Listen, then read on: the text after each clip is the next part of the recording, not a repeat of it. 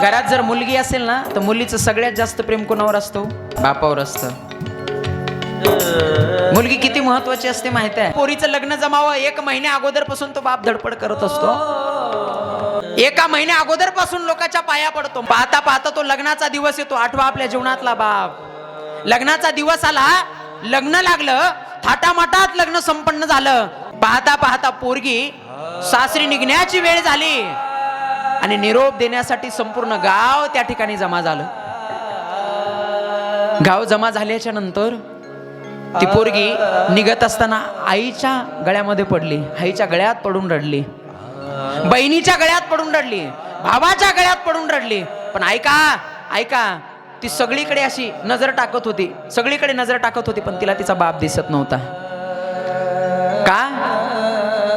कारण बाप लग्न लागले, सगळेजण खाऊन पिऊन घरी गेलेत, पण लग्नानंतर सुद्धा माझ्या वाट्याला कामं आहेत.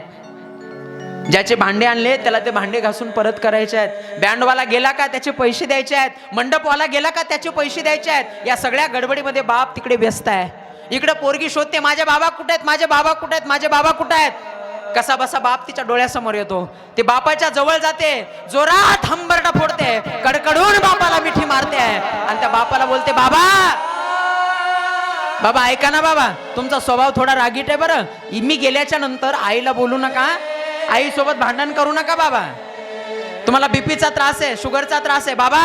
आजपर्यंत मी होते, मी प्रत्येक तुमची काळजी घेत होते, रात्री जेवण झाल्यावर तुम्हाला गोळ्या आणून देत होते बाबा, पण आता मी घरात नसणार आहे. तुम्ही तुमची काळजी स्वतः घ्या, आईला भांडू नका. हे सगळं बोलते.